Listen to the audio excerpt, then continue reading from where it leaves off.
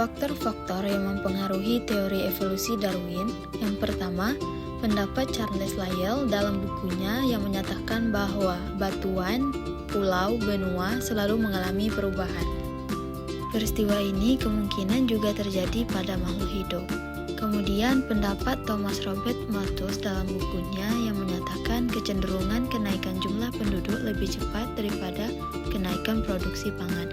Menurut Darwin, keadaan ini dapat menimbulkan terjadinya persaingan dalam kelangsungan hidup manusia. Data sebaran flora dan fauna daerah Wales sehingga Darwin menyimpulkan bahwa flora dan fauna di Amerika Selatan mempunyai karakteristik khusus yang sangat berbeda dengan flora dan fauna di Eropa.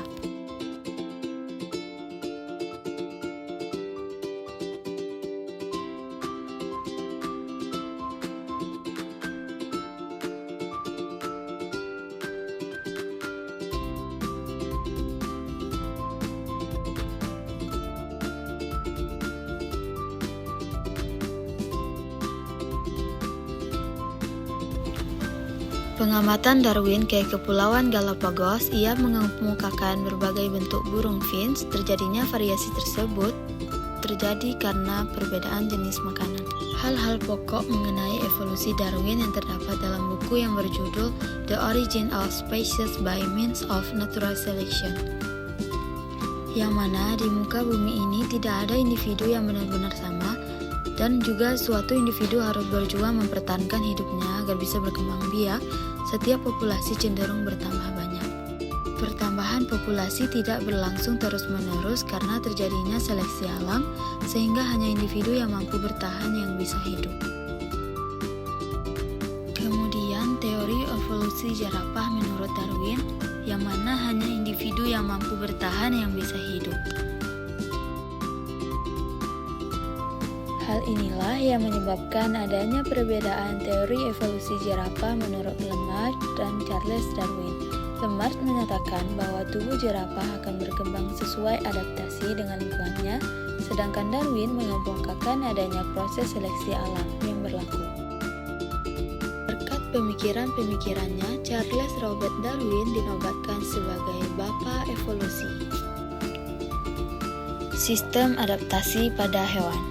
Kelangsungan hidup organisme dipengaruhi oleh 3 hal. Yang pertama ada adaptasi, seleksi alam, dan perkembangbiakan.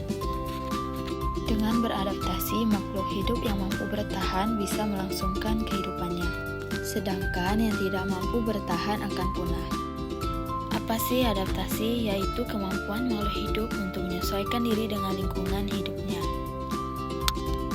Adaptasi diklasifikasikan menjadi 3. Pertama, adaptasi morfologi, adaptasi fisiologi, dan adaptasi tingkah laku. Contoh adaptasi morfologi pada hewan yaitu pada bebek, yang mana terdapat selaput pada kaki karena ia mencari makan di daerah perairan. Pada burung balikan terdapat paruh yang bergantung agar dapat membawakan makanan untuk anaknya. Harimau memiliki taring agar bisa mudah untuk merobek mangsanya. Bentuk paruh dan kaki pada burung yang berbeda-beda. Bentuk paruh burung pipit pendek dan kuat untuk memakan biji-bijian. Kemudian pada kaki jari yang panjang, telapak kaki yang datar digunakan untuk hinggap di dahan dan ranting pohon. Sedangkan burung elang memiliki paruh yang agak melengkung ke bawah dan tajam, dan rahang yang kuat digunakan untuk mencabik daging mangsanya. Dan kakinya yang pendek dan bercakar digunakan untuk mencengkram mangsanya agar tidak terlepas. Selanjutnya yang kedua, adaptasi fisiologi. Adaptasi fisiologi adalah cara penyesuaian diri fungsi alat-alat tubuh atau kerja alat-alat tubuh terhadap lingkungannya. Adaptasi ini tidak mudah diamati seperti pada adaptasi morfologi, karena menyangkut fungsi alat-alat tubuh dan proses kimia yang terjadi di dalam tubuh. Contoh adaptasi fisiologi pada hewan yaitu terdapat pada ikan yang hidup di air asin lebih pekat mengeluarkan air urin daripada ikan yang hidup di air tawar. Adanya enzim selulase pada saluran pencernaan untuk memudahkan mencerna makanan seperti rumput-rumputan dan kayu.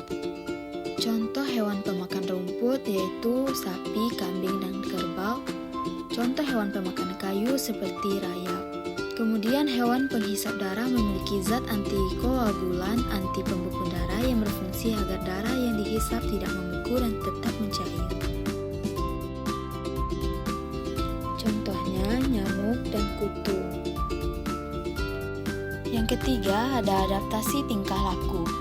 Contohnya terdapat pada cicak. Cicak ini melakukan autotomi, yaitu memutuskan ekornya untuk mengelabui musuhnya.